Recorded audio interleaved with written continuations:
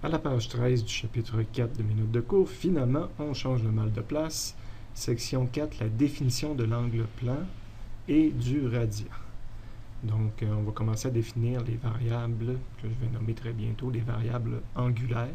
La première variable angulaire étant la position ou l'angle θ. Par définition, θ, c'est un angle, mais c'est un rapport. Ça se mesure en radians. C'est un rapport entre deux longueurs. Donc, quand on mesure un angle sur quelque chose, on est en train de se demander quelle est la valeur du segment d'angle ici, de l'arc de cercle ici, par rapport au rayon. On fait un rapport entre cette chose-là et le rayon, notre distance. Évidemment, je compare S1 avec rayon 1, puis si je me mets plus loin sur un arc de cercle avec un rayon plus grand, bien, je comparerais S2 avec R2. Puis pour le même angle, bien, S1 comparé avec R1 va être égal à S2 comparé avec R2 serait égal à n'importe quel, si je le mesurais une troisième fois plus loin, bien, j'aurais un rayon plus loin. Donc, ça se mesure en mètres, et le rayon se mesure en mètres. Fait que quand on mesure un rapport comme ça, ben, on se trouve à diviser des mètres par des mètres. Donc, les unités, c'est mètre par mètre, qui se simplifie. On pourrait dire que les unités, c'est 1, mais le système métrique a décidé d'appeler ça des radians. Okay. Bon, ayant été défini comme ça, puis connaissant la circonférence d'un cercle qui est égale à 2πr, ben, si mon arc de cercle, c'est un cercle complet, si je fais le tour au complet, la circonférence va être égale justement à 2πr. Puis quand je vais me comparer, la circonférence que je vais avoir faite, ça va être 2πr divisé par r. Ben, ça va me donner 2π. Hein? Mon S ici vaut 2πr. J'ai parcouru 2πr divisé par r, mais il me reste 2π radians. Évidemment, on préfère de beaucoup dire que j'ai fait 360 degrés. Mais on va voir très bientôt que la physique, on ne peut pas utiliser degrés, il faut utiliser les radians quand on fait des calculs sur une calculatrice dans une formule de physique. Si j'ai fait 3/4 de tour, donc la longueur d'un segment qui se rendrait jusqu'ici, évidemment c'est 3/4 de 2πr, 3/4 de circonférence, ça me donne 3 demi-pi. Ben, en radian, je vais dire que j'ai 3 demi-pi. Ça, c'est 270 degrés. Si j'ai fait un demi-cercle, je vais avoir la moitié de 2πr, donc je vais avoir πr, je vais avoir pi radian, hein, parce que mon πr, je le divise par r, ça me donne pi radian, puis ça c'est l'équivalent du 180. Un quart de tour, ben, c'est un quart de circonférence, c'est un demi-pi, c'est 90 degrés, puis le 0 radian correspond au 0 degré. C'est la définition fondamentale de ce que c'est un angle. En bas, ben, vous avez des facteurs de conversion là, en termes de tours, de radians et de degrés. Donc, plusieurs possibilités. Donc, quand j'ai fait 3 tours, j'ai fait 3 fois 2 pi radians, j'ai fait 6 pi radians, j'ai fait 3 fois 360 degrés. Évidemment, dans les calculs de conversion, c'est ce genre de facteurs-là qu'on va utiliser, ceux qu'on reconnaît le plus, un tour pour 360 ou l'inverse, puis 360 pour 2 pi rad, et l'inverse aussi, puis un tour pour 2 pi rad et son inverse. C'est les grands facteurs qu'on utilise. À la page 14 du chapitre 4, on fait la section 5, qui fait le lien, si on veut, entre la position angulaire, le θ qu'on vient de voir à la page précédente, et ce que je définis comme étant, ou ce que j'appelle ici la position tangentielle, ou le déplacement tangentiel du mouvement circulaire. Ce qu'on entend par là, c'est, oui, on a un mouvement circulaire, mais imaginez que cela entraîne une courroie, on va le voir très bientôt, là. C'est une des grandes applications des mouvements circulaires, donc d'entraîner des courroies, puis je m'intéresse au déplacement de la courroie. Donc, le nombre de mètres que la courroie fait lorsque le moteur ou que l'engrenage ici fait un certain nombre de tours. Donc, le nombre de tours, c'est des θ, c'est des angles. Puis, la position de la courroie, c'est un déplacement linéaire, c'est un nombre de mètres. Évidemment, il y a une relation, comme on vient de le voir à la page précédente. Là, quand mon angle, je dis que c'est un tour, 360 ou 2 pi radians, ben, la courroie va avoir tourné l'équivalent d'une circonférence de 2 πr en mètres. Si j'ai avancé juste d'un quart de tour, ben, la courroie ou l'objet qui a avancé sur la circonférence va avoir avancé d'un quart de 2 πr, va avoir avancé de une demi-pi fois le rayon. Hein? Je prends un quart de 2 pi Ça donne 2 divisé par 4, ça donne une demi-pi fois le rayon. Donc ici, ça me donne un peu la formule que j'applique, dire toutes les fois que je veux des mètres, ben, je prends le nombre de θ que j'ai en radians, même si on me l'a donné en tour au départ. C'est là que je vous disais, la physique utilise des radians. Quand j'utilise cette formule-là, ben, il faut que mon θ ait été transféré en radians. Fois le rayon, ça va me donner mon θx.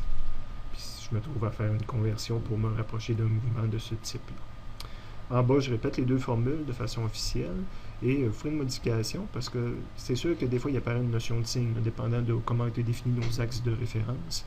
Mais si on oublie les axes de référence, plus facile de travailler en termes de valeur absolue. Donc, la position en valeur absolue, lorsqu'on connaît le θ, ben c'est le rayon fois mon θ, mais lui ici également en valeur absolue. Fait qu'on ne se préoccupe pas s'il est positif ou négatif. Ça, on peut toujours l'analyser à part de toute façon. Puis le déplacement, qui était un delta x, ben, il va y avoir encore mon rapport R qui va être entre les deux. Et ici, je vais mettre mon delta θ dans ma variation d'angle. Hello! Dans cette vidéo, je vais résoudre un premier exemple dans le chapitre 4, donc sur le mouvement circulaire, l'accélération centripète principalement. Donc je suis dans le chapitre 4 à la page 15, où on a des exemples pour ce chapitre-là. Donc je vais faire le premier exemple. Une automobile se déplace dans une courbe de 400 mètres de rayon à une vitesse constante de 90 km/h. Quelle est l'accélération centripète de l'automobile en mètres par seconde? Donc, première étape de la méthode de résolution de problème, de retranscrire notre donnée, notre problème avec le langage mathématique et physique. Donc, un automobile se déplace, premier chiffre que je rencontre, dans une courbe de 400 mètres de rayon. Donc, c'est mon 400 mètres que là, c'est un rayon. Personnellement, j'utilise le R majuscule. Petit r ferait aussi à cet endroit-là, mais je préfère utiliser des lettres majuscules quand je parle de dimension géométrique, si on veut. Deuxième chiffre que je rencontre, une vitesse constante, encore des erreurs qui traînent des fois, de 90 km/h. Donc, j'ai mon 90 km/h et c'est une vitesse. Et on me demande quelle est l'accélération centripète. C'est une accélération. J'excuse, il faudrait que je prenne une gorgée d'eau. Donc, c'est une accélération, c'est en mètres par seconde carré. Et c'est l'accélération centripète. Donc, on ajoute l'indice C en bas ici.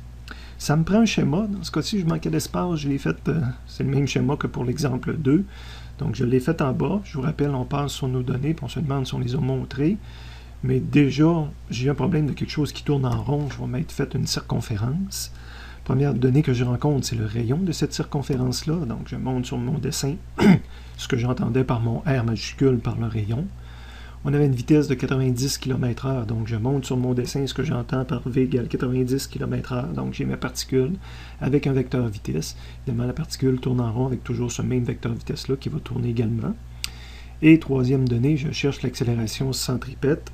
Donc l'accélération, c'est un vecteur dirigé vers le centre du cercle. C'est la raison de notre petit c en indice. C'est un vecteur, mais une petite flèche sur le dessus. Ça nous prend tout ça pour avoir une solution complète. Donc, mes trois données sont illustrées. Maintenant, je cherche l'accélération centripète connaissant V puis sur V et R. Je vais aller dans le résumé du chapitre pour essayer de trouver la loi de la physique qui s'applique. Donc, première page du résumé. Donc, quand on me parle de l'accélération centripète, je la rencontre ici. Je peux prendre V carré sur R ou V carré, V selon X au carré. Évidemment, celle-ci est plus facile à prendre. Donc, c'est ce que je vais prendre pour résoudre mon problème. C'est mes trois variables qui sont en jeu. Donc, c'est l'équation que j'ai écrite au départ ici. Donc, AC est égal à V carré sur R. La petite parenthèse au début n'est pas obligatoire pourvu qu'on ait été chercher dans l'équation officiellement sur nos résumés. Évidemment, je m'aperçois que quand je vais diviser V par R, je vais avoir une incohérence d'unité. C'est pour ça que préalablement, j'ai fait une conversion d'unité. Donc ça, c'est en rouge, pas obligé de me l'écrire, mais j'ai fait une conversion d'unité avec la méthode que j'ai enseignée. Donc, je commence ma conversion en écrivant mon chiffre et je vais le multiplier par un facteur de conversion pour faire disparaître les kilomètres par heure. Il y a plusieurs réponses possibles à cet endroit-là. Personnellement, cette fois-ci, ce que j'ai fait, c'est que j'ai fait disparaître les kilomètres. Donc, 1000 mètres pour un kilomètre, mon facteur de conversion. Kilomètre va disparaître, il va rester des mètres. Et les heures, il faut que je fasse disparaître heure pour seconde. Donc, 1 heure pour 3000 secondes en mettant l'heure en haut, ce qui fait disparaître le H. Je rentre mes chiffres sur une calculatrice et j'obtiens 25 mètres par seconde. Et c'est le chiffre que j'avais utilisé dans ma formule d'accélération centripète, 25 au carré divisé par 400 mètres, cohérence d'unité. J'ai ma réponse finale, 1,54 mètres par seconde carré. Et voilà pour ce premier numéro. Hello, je vais maintenant résoudre un deuxième exemple du chapitre 4. Donc, je suis toujours à la page 15. Maintenant, on va faire l'exemple 2. Donc, on lit. On observe un avion effectuer un virage circulaire, horizontal. Le rayon de courbure, une hauteur de grandeur, 10 km, c'est un avion dans le ciel. On apprend que pendant le virage, l'accélération centripète était égale à 5G. On nous dit ça dans les nouvelles à la télévision, que le pilote était soumis à 5G, donc 5 fois la valeur de G.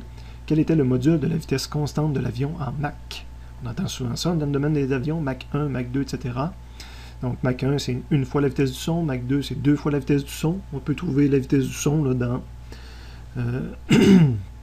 dans l'annexe D, je crois. Donc, je repasse sur mon problème pour identifier les données connues et inconnues. J'ai un rayon de 10 km, donc R majuscule est égal, et j'ai écrit ça en données fondamentales là, du système international. Donc, j'ai transformé mon 10 km en 10 000 mètres immédiatement. J'ai le droit de faire ça, je n'ai rien changé, j'ai la bonne donnée. On nous donne l'accélération centripète subie par le pilote. Donc, AC, je l'écris comme c'est donné au départ, 5G, mais ça ne me parle pas, ça. Je vais faire une conversion, mais une drôle de conversion. C'est tout simplement d'écrire que c'est 5 fois la valeur de G. Donc, c'est sûr, on ne l'a pas utilisé encore beaucoup cette année, mais si on s'en va dans les résumés, les formules, donc si on s'en va à la table des matières au début pour essayer de trouver à quel endroit qu'on pourrait bien trouver ça, donc je m'en vais dans les annexes. Je regarde les constantes universelles, peut-être là, peut-être C, peut-être D, je ne suis pas sûr. Je vais aller dans C, vitesse de la lumière, charge élémentaire, constante, masse de l'électron. Ah, c'était pas tout à fait ça, je vois rien qui ressemble à G. L'annexe D, ah, je le vois, la valeur de G, donc deux chiffres significatifs, ce qui est suffisant pour nous autres, 9,8 mètres par seconde. Donc c'est l'accélération de chute libre près de la surface de la Terre. Je ne me rappelais plus que c'était 9,8, je l'ai trouvé. Donc, je fais 5 fois 9,8. C'est ça que ça veut dire, 5G. Donc, ma réponse, il y a une accélération, le pilote subit une accélération de 49 mètres secondes carrés. Quel était le module de la vitesse? Donc, on me demande quelle est la vitesse de l'avion à ce moment-là. Et on me le demande en Mach.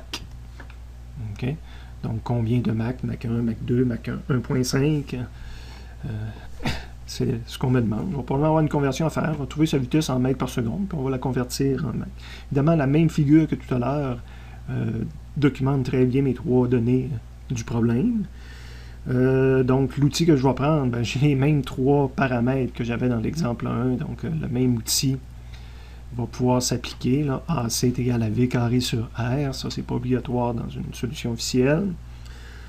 Donc, mais cette fois-ci, je cherche le V. Donc, je vais isoler le V dans cette formule-là. Donc, je vais prendre le R va monter de ce côté-ci, puis je vais prendre la racine. Évidemment, je m'intéresse au module, donc je m'intéresse seulement à la partie positive. Quand on prend une racine, on dit souvent quand on prend la racine, il y a deux valeurs possibles, plus ou moins. Mais si je m'intéresse au module de la vitesse, ben, je m'intéresse juste à la valeur positive. Puis après ça, je prends ma racine de AC fois R. Donc, j'ai tout ce qu'il faut pour le calculer. J'en place par mes chiffres. AC vaut 49. Rayon vaut 10 000. J'ai une cohérence d'unité. J'avais des mètres secondes carrés multipliés par des mètres. Donc, ma réponse est en mètres par seconde. 680 mètres par seconde. Et il me reste une conversion d'unité à faire. Donc, je vais réécrire ma vitesse, 680 mètres secondes, mais je me mets à la multiplier par un facteur de conversion. On me disait que Mach 1, c'était une fois la vitesse du son. Évidemment, il faut que je connaisse la vitesse du son. Donc, on l'a disponible quelque part. Dans l'annexe D, oui. Hein, donc, il faut utiliser nos ressources qu'on a. Donc, vitesse du son, 340 mètres par seconde. Donc, j'ai 1 Mach pour 340 mètres par seconde. Je vais faire disparaître mètres par seconde en l'écrivant en bas. Donc, 1 Mach par 340 mètres par seconde. Je rentre ça dans ma calculatrice. On avait un avion qui allait à la vitesse de Mach 2. Et voilà pour ce deuxième problème.